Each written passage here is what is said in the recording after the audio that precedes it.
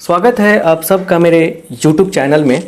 जैसे कि हम लोग सीक्वेंस एंड सीरीज का स्टडी कर रहे हैं और आज इस क्लास में हम लोग एपी से ही काफ़ी important topic nth term from end of an AP, AP में अंत से nवां पद क्या होगा ये जानना है। मतलब वास्तव में हो क्या रहा है, जैसे मान के चलिए कि एपी लेते हैं, एक 4, 7, 10 एक एपी है, ठीक है ना।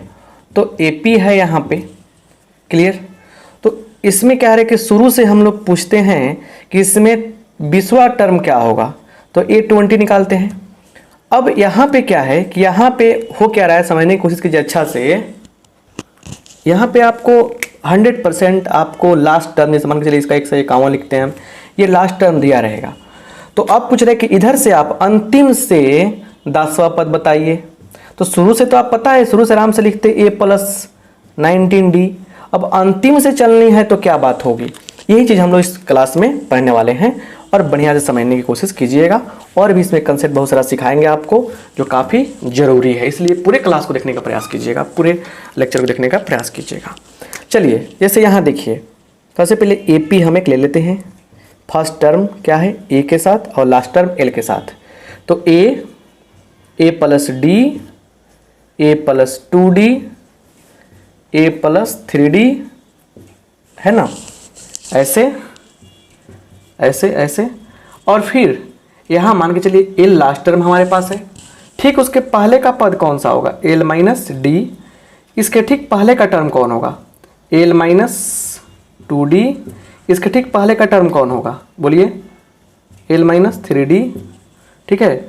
अब देखिए यहाँ पे इसके ठीक पहले का टर्म कौन होगा, L - 4D। ठीक है। अब यहाँ समझिए बढ़िया से और समझने की कोशिश करनी चाहिए आपको। ठीक है। यहाँ देखिए प्यार से देखिए, यहाँ पे देखिए क्या है कि इधर से अंतिम से पहला टर्म L है, दूसरा टर्म ये है, तीसरा टर्म ये है, चौथा टर्म, पांचवा टर्म। ठीक है ना। हम अंतिम से बात करना चाहते हैं, रटना तो बिल्कुल नहीं है, समझने की आवश्यकता है आपको। अंतिम से पहला टर्म क्या है आपका, L है। पहला टर्म मान के चलिए अंत से पहला टर्म, तो आप ये पहला टर्म लिख लिया ऐसे। दूसरा टर्म ये है, ठीक है। दूसरा टर्म आपका क्या है, ये है क्या चीज़, L - D। ये तीसरा टर्म है, कौन सा टर्म है, तीसरा टर्म। कुछ लिख रहे हैं समझने की कोशिश कीजिए। ये चौथा टर्म है बुआ, चौथा टर्म है। और ये कौन सा टर्म है, पांचवा टर्म है, राइट। अब सुनिए जरा बढ़िया से, जब यहाँ पे यहाँ तो अभी क्लियर रिजल्ट निकल रहा है, दूसरे टर्म की बात हो रही है।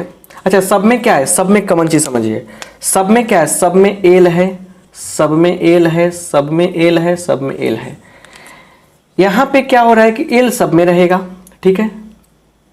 तो जब यहाँ पे दूसरा टर्म की बात हुई तो D के पास 1 है, तीसरा टर्म की बात है तो D के पास 2 है, चौथा टर्म की बात है तो D के पास 3 है, पांचवा टर्म की बात है तो D के पास 4 है। सुनिए, तो यहाँ देखिए इसी बात को लिखेंगे, इसी बात को लिखेंगे हम लोग। क्या चीज़, कैसे लिखेंगे, देखिए बढ़िया समझने की कोशिश करनी है आपको अच्छा से। फर्स्ट टर्म फ्रॉम एंड, अंतिम से पहला टर्म क्या होगा, बोलिए, L है, क्लियर। सेकेंड टर्म, इसको ऐसे लिखिए आप, second term from and, second term क्या होगा, L - D है। थर्ड टर्म क्या है, थर्ड टर्म फ्रॉम एंड क्या है, L - 2D है, देख रहे हैं, तीसरा टर्म L - 2D है। ऐसे ही हम एक पैटर्न को फॉलो करते चल रहे हैं। क्या इसको ऐसे भी लिख सकते थे, इसको हटाइए, यहाँ जरूरत नहीं है। तो क्या इसको ऐसे लिख सकते थे हम, L - और 0D लिख सकते थे। क्या इसको ऐसे भी लिख सकते थे, L - 1 × D। तो 2 - 2 करेंगे तभी 0 आएगा। सर आप 1 क्यों लिखे, फर्स्ट टर्म है इसलिए 1 लिखा। इसको कैसे लिख सकते थे सर, L - 2 - 1 × डी। इसको कैसे लिखेंगे, L minus 3 minus 1 into D. तो एक चीज़ दिखाई दिया हमको कि जो यहाँ रख रहे हैं उसमें से एक घट रहा है, तो हमने आराम से एक सेटअप तैयार किया कि इसलिए nth term from end, nth term from end क्या हो जाएगा, फ्रॉम इंड अंतिम से क्या हो जाएगा, तो L minus N minus 1 into D. यही क्या हो गया आपका फार्मूला हो गया, यही क्या हो गया आपका फार्मूला हो गया, राइट। और ये क्या हो गया आपका फार्मूला हो गया, जहां पे वेयर, जहां पे एल क्या है, लास्ट टर्म है, और डी तो समझ में करते हैं, डी क्या है, सी डी है, एन क्या है, नंबर ऑफ टर्म है। तो अब यहां से क्या करने वाले हैं हम, यहां से कुछ एग्जाम्पल्स लेंगे और समझने की कोशिश करेंगे। जो भी मेरे लेक्चर्स को देखते हैं उनसे कहना चाहेंगे कंप्लीट बढ़िया से देखने का प्रयास कीजिए, दोस्तों में शेयर कीजिए इस बात को कि हम पढ़ाते हैं और बताते हैं बच्चों को सब कुछ, और सीरियसली नोट्स बनाने का प्रयास कीजिए, समय दीजिएगा, आपको हम तैयार कर देंगे बढ़िया से एक अच्छे विद्यार्थी के रूप में। चलिए कुछ क्वेश्चन देखते हैं और समझने की कोशिश करते हैं, ठीक है। आइए इस कंसेप्ट को दो एग्जाम्पल से समझते हैं हम लोग। जैसे यहाँ पे कहा जा रहा है फाइंड मतलब प्राप्त करें, निकालें, find the 70th term from the end of an AP. AP के अंत से मतलब कि 17वां टर्म बताइए। ये एपी दिया गया, दो एपी है, दोनों में ही क्वेश्चन है सेम टू सेम, दोनों में 17वां टर्म बताना है। इधर से एक हम बनाएंगे, दूसरा आप बनाइएगा। चलिए हम बनाते हैं दूसरे क्वेश्चन, क्योंकि पहला क्वेश्चन आपको हो सकता है कि हार्ड लगे। आइए इसमें देखते हैं हम लोग, मतलब दूसरा क्वेश्चन आपको हार्ड लगे, पहला क्वेश्चन आसान है। तो कौन सी बात की जा रही है, एन का मान 17 है, डी का मान क्या होगा, -31 -36 कितना होगा, -31 + 36 कितना होगा 5। इसमें डी का मान निकल गया आपको 5 के बराबर। और लास्ट टर्म एल बराबर क्या है, 79 है, 79 है। अब यहाँ पे समझने की कोशिश आपको करनी है, देखना है यहाँ पे लिखेंगे। इसलिए 17 टर्म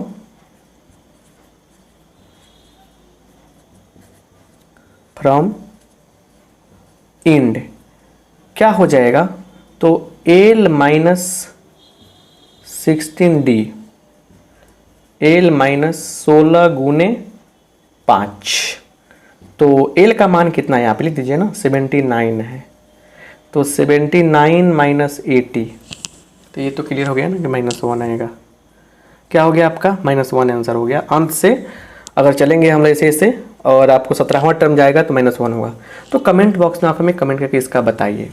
तो इंड की जब बात हो, तो आप मतलब कि हमेशा याद रखिएगा, जब भी इंड की बात हो तो हमेशा आप आराम से ऐसे फार्मूला अप्लाई करके काम कर सकते हैं, ठीक है। अब एक रिजल्ट समझने की कोशिश करते हैं। जो लोग पूरे सीरीज को देखते हैं ना, उनको बहुत चीज़ें समझ में आती है और आपको बहुत कुछ मिलता है। एक रिजल्ट देखिए यहाँ पे बताना चाहते हैं।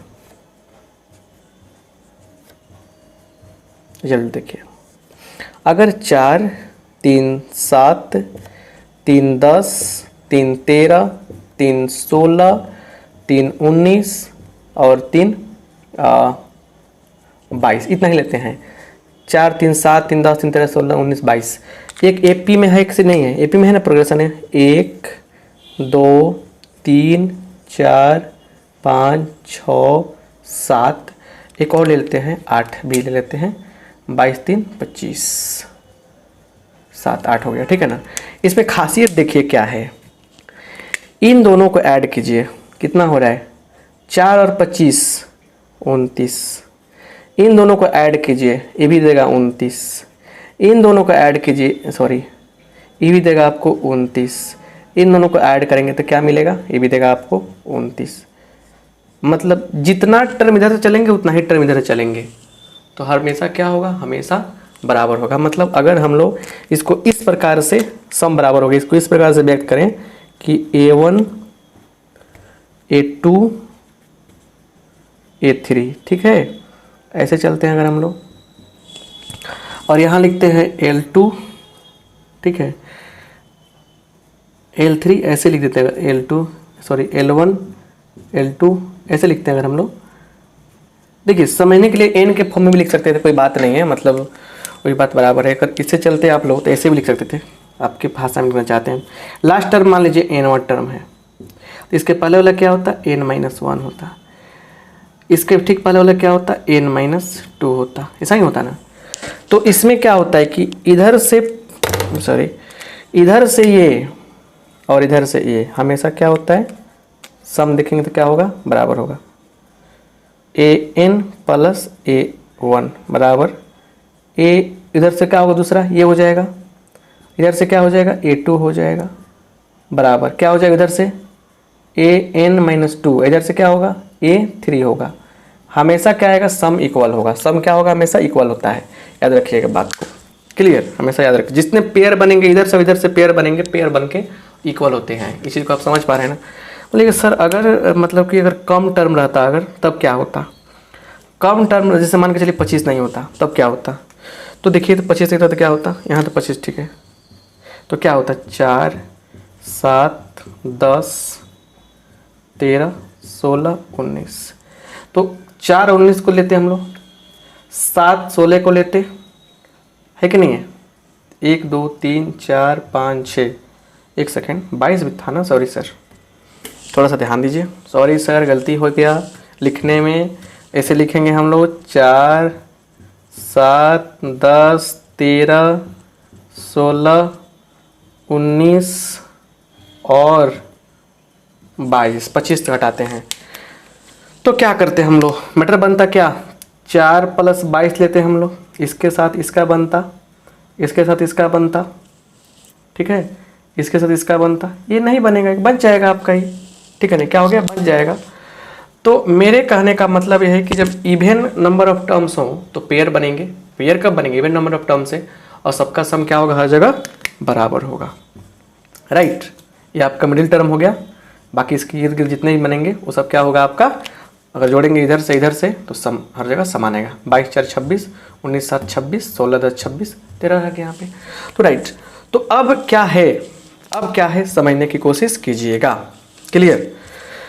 ये रिजल्ट भी आपको जानना जरूरी था। कॉपी कलम निकाल कर बैठे रहिएगा, अच्छा रहेगा, सब कुछ समझ में आएगा। चलिए लिखेंगे important terms in AP, important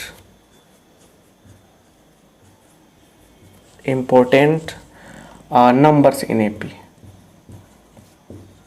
numbers in AP. AP में महत्वपूर्ण नंबर, इसको जानना है। देखिए कैसे, इंपॉर्टेंट नंबर्स इन एपी समझने की काफ़ी आपको आवश्यकता है, राइट। दो ग्रुप में लेके चलते हैं हम लोग। जैसे पहले सोचेंगे कि अगर 3 नंबर लिखना हो एपी में, ठीक है, तो a-d फिर a और a+d, 3 नंबर्स की बात ऐसी होगी। 5 नंबर्स होंगे तो a+d a+2d ऐसे होंगे, इधर a-d a-2d, 5 नंबर से ऐसे लिखेंगे।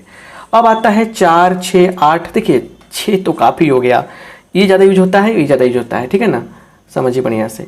जब भी 4 नंबर की बात होगी तो a+d a-d, एक जंप करके a+3d a-3d, a+d a-d a-3d a-5d, वैसे ही इधर भी कर लेंगे।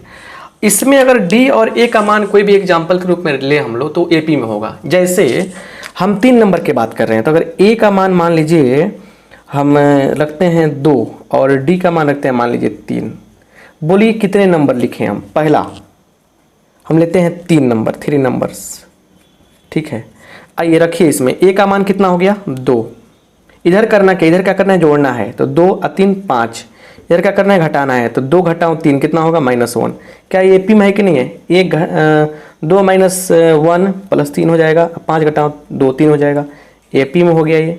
अगर हम लोग बात करें 4 नंबर्स की, कितने नंबर्स की, 4 नंबर्स की, 4 नंबर की बात करें तो क्या होगा, तो यहाँ पे क्या होगा a-3d, ए का मान कितना लिए हैं 2, 2 - 3, 2 - 3d, 3 गुने 3 9, 2 घटाओ 9 कितना आएगा -7 आएगा, -7।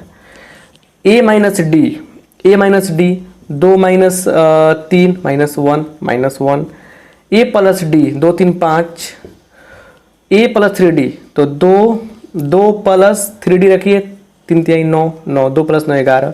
इसको देखिए क्या AP में है कि नहीं है। -1 प्लस 7 क्या होगा 6 होगा, 5 - 1 6, 11 घटा 5 6 AP में हो गया। मतलब ये जो पैटर्न है ना इस प्रकार से सेटअप होंगे, सारे AP में होंगे।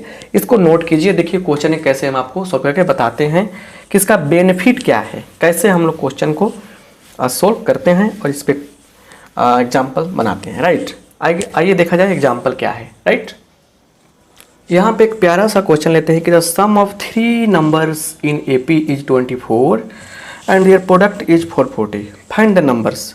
कह रहा है कि मतलब यहाँ देखिए 3 नंबर्स AP में लेने हैं हमको। कितना नंबर चाहिए AP में? 3 नंबर्स चाहिए जिनको जोड़ने पर 24 आए और गुना करने पर 440 आए।